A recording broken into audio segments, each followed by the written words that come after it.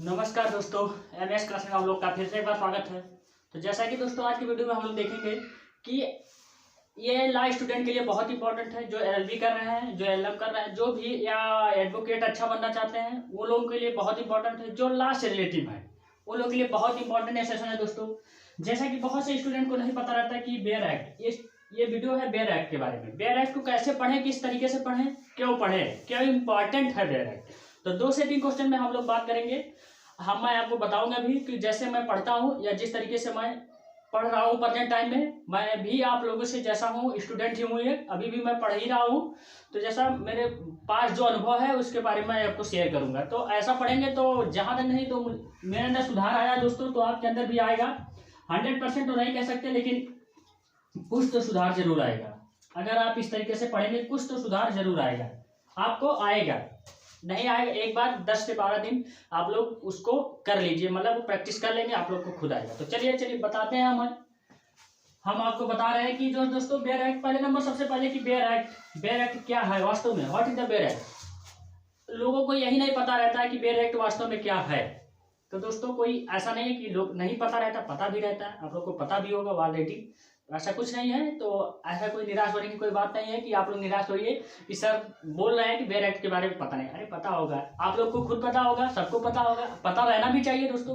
क्योंकि हम वो चीज़ पढ़ रहे हैं, वो सब्जेक्ट पढ़ रहे हैं, तो उसके बारे में हमें पता होना चाहिए। पहले नंबर, कोई चीज़ अगर आप पढ़ रहे हैं या कोई जानकारी प्राप्त कर रहे हैं तो पहले उसके बारे में जाने अच्छे से कि क्या चीज़ वास्तव में है ये, तब उसके अंदर के मटेरियल को जाने।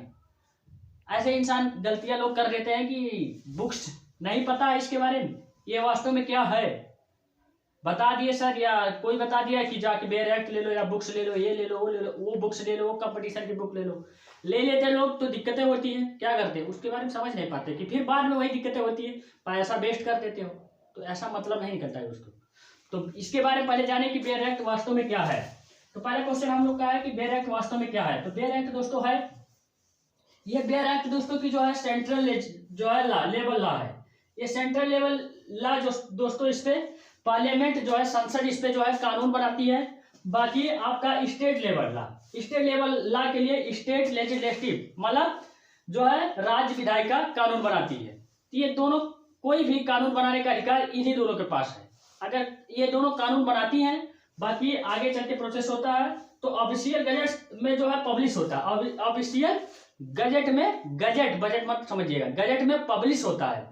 तो वो पब्लिशर जो पब्लिश होता है, और जो अच्छे भाषण जो हमेशा दोस्तों ये पब्लिश, ये भी जान लीजिए कि ये दोस्तों आप लोग पब्लिश कब होता है। तो ये आर्टिकल का इंडियन कॉन्स्टिट्यूशन के आर्टिकल 348 के अनुसार कि जो है जो भी पब्लिशर होगा बेयर एक्ट के द्वारा, वो अंग्रेजी में होता है, वो इंग्लिश में ही होता है, हमेशा वो इंग्लिश में होता है, वो हिंदी में नहीं होता है। जो कोई भी कानून पास होगा तो इंग्लिश में ही होगा।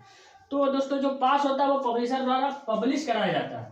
यहाँ दोस्तों गजट द्वारा जो है पब्लिश कराया जाता है, तो उसे ही हम लोग बेयर एक्ट कहते हैं। बाकी बेयर एक्ट में पब्लिशर का कोई अधिकार नहीं है कि वो उसमें आप जो है एग्जाम्पल के तौर पे जैसे या कुछ बदल सके, उदाहरण के तौर पे, या कुछ मतलब कोई भी अधिकार जो है पब्लिशर को नहीं है कि उसमें कुछ बदल सके। जो सही है, जो जैसे का तैसा पास होगा दोनों सदन में, वैसे ही वो बेयर एक्ट में लिख दिया जाएगा।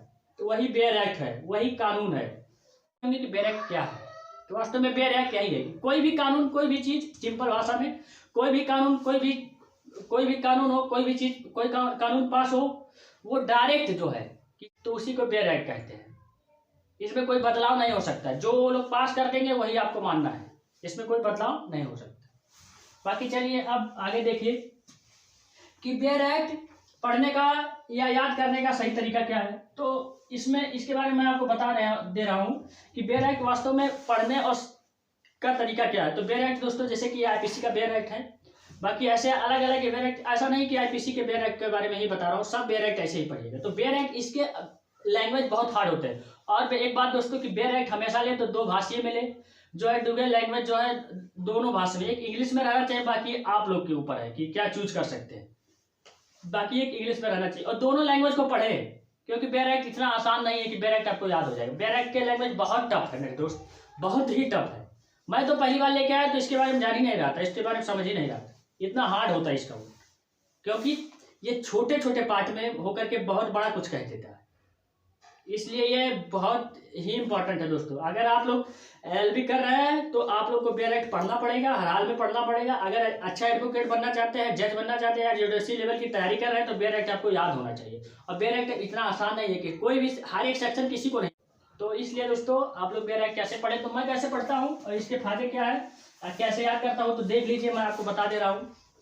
पहले नंबर ऐसे खोल लीजिए, ऐसे टेक्स्ट बार देखिए यहाँ बना रहता है ऐसे, तो जो भी इंपॉर्टेंट सेक्शन है उसको पहले एक पेज पे कहीं लिख लीजिए या नोट कर लीजिए। मैं तो नोट करके जो है अपने वॉल पे, मतलब वॉल पे चिपका दिया हूँ कि कैसे क्या है। तो मैं आपको वीडियो के माध्यम से बताया भी हूँ कि इंपॉर्टेंट सेक्शन क्या है, उसको पढ़ेंगे वो आपको उपयोगी रहेगा। तो ऐसे मैं चिपका दिया हूँ पूरी तरह कि क्या चीज़ें हैं क्या नहीं है। पहली बार में आपको बेयर एक्ट समझ में नहीं आएगा, ये भी जान लीजिए, पहली बार में आपको बेयर एक्ट नहीं समझ में आएगा। तो इस तरीके से देखिए मैं, तो इसके बाद मैं यहाँ पर टिक भी कर लेता हूँ ऐसे।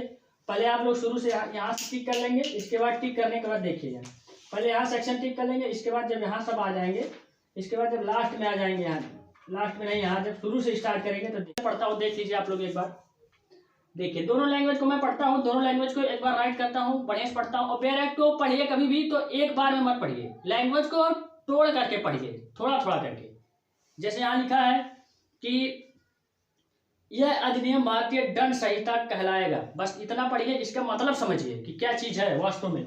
और धारा की अपनी जो है प्रैक्टिस, उस पर प्रैक्टिस भी करिए, उस पर प्रैक्टिकली, जैसे प्रैक्टिकली ये याद होगा। और उसके बारे में समझिए कि वास्तव में क्या है ये।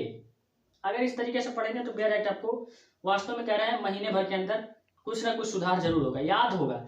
तो देखिए याद तो उतना ज़्यादा नहीं, बस आपके ऊपर निर्भर करता है, मेरा काम बताना है, बाकी आप कैसे पढ़ना है वो आप लोग के ऊपर डिपेंड करता है। तो दोस्तों बेयर एक्ट को ऐसे ही पढ़े, देखिए मैं आगे भी पढ़ा हूँ ऐसे। देखिए मैं जो चीज़ें पढ़ता हूँ वो तो यार ऐसी कोई बात नहीं, किताब को रखने से क्या फायदा, अरे एकदम बढ़िया मत को तो ऐसे को तो देखो, देख लो मैं ऐसे पढ़ता हूँ, इस तरीके से पढ़ रहा हूँ। देखिए मैं आपको बता दे रहा हूँ, हिंदी इंग्लिश दोनों मिला के कोरिलेट करके मैं पढ़ता हूँ, क्योंकि जब तक आप दोनों नहीं पढ़ेंगे जब तक आपको समझ में आता है। कुछ चीज़ें हिंदी में नहीं समझ में आती, इसकी हिंदी लैंग्वेज बहुत टफ है मेरे दोस्त, बहुत टफ है। इंग्लिश जबकि ईजी है इसका, तो ऐसे पढ़े आप लोग और इंपॉर्टेंट सेक्शन नोट कर लें। अगर नहीं जान रहे इंपॉर्टेंट सेक्शन क्या है, जो चीज़ जुडिशरी एग्जाम में बहुत इंपॉर्टेंट पड़ेगा, बहुत ही बार इसी से ही क्वेश्चन जुडिशरी एग्जाम में पूछे जाते हैं, जो आपके प्री के एग्जाम होंगे इसी से ज़्यादा पूछे जाते हैं, बेयर एक्ट से डायरेक्ट इससे क्वेश्चन बन जाता है फुल क्वेश्चन। और ये सस्ता भी होता है तो इसलिए लोग लेते भी हैं, बहुत इंपॉर्टेंट भी होता है प्रैक्टिस के लिए, आप लोग को जिंदगी भर काम आएगा। बुक नहीं जिंदगी भर काम आएगा, लेकिन बेयर एक्ट जिंदगी भर काम आएगा। तो देखिए मैं आपको नीचे इधर भी दिखा देता हूँ कैसे पढ़ रहा हूँ। देखिए ये चीज़ें हैं दोस्तों, ऐसे मैं मतलब ऐसे अंडरलाइन भी कर देता हूँ जो चीज़ें इंपॉर्टेंट रहता है। बाकी मैं एक वो रखता हूँ हाईलाइटर से मैं वो कर देता हूँ। देखिए ऐसे मैं ऐसे ही पढ़ता हूँ। तो आप लोग ऐसे किसी भी बेयर एक्ट को पढ़ सकते हैं, बाकी ऐसा नहीं कि आप किसी कैसे, बाकी आप लोग की मर्जी। मैं तो ऐसे ही पढ़ता हूँ, तो आप लोग को अगर अच्छा लगेगा तो जरूर मेरे बारे में एक बार जरूर सोचिएगा इस बारे में कि ऐसे ही पढ़ें। और फायदा बेयर एक्ट का क्या होता है, बेयर एक्ट का पढ़ने का फायदा ये होता है कि आगे चल के आप अच्छा अगर प्रैक्टिसर, अच्छा एडवोकेट बनना चाहते हैं, जुडिशरी लेवल में एग्जाम में जाना चाहते हैं, तो आपको बहुत इंपॉर्टेंट है बेयर एक्ट की जरूरत पड़ेगी दोस्तों। हर एक एग्जाम में, कोई एग्जाम हो, जैसा जुडिशरी से लेवल रिलेटिव अगर कोई भी एग्जाम हो तो आप लोग को बहुत इंपॉर्टेंट, जैसे एपीओ हुआ या पीसीएसजे हुआ, जो भी हो, तो मतलब आप लोग को वहाँ बेयर एक्ट की जरूरत पड़ेगी। और अच्छा एडवोकेट अगर बनना चाहते हैं, कोर्ट में प्रैक्टिस करना चाहते हैं, तो बेयर एक्ट आपको याद करना बहुत जरूरी है मेरे दोस्त, नहीं तो आप बेकार हो जाएंगे। जब ना तो कोई केस लड़ पाएंगे, ना तो कोई केस देख पाएंगे, आप कुछ नहीं कर पाएंगे। अगर आपको अच्छे से, अगर बढ़िया से अपने आप को समाज में बनाना है तो बेयर एक्ट को याद करना बहुत जरूरी है मेरे दोस्त। तो ये चीज़ें फायदे होती हैं, तो आप लोग जान चुके होंगे, जहाँ तक आप लोग के डाउट क्लियर हो चुके होंगे। बहुत लोग पूछें तो इसलिए मैं इस पर एक सोचा एक वीडियो बना दूँ।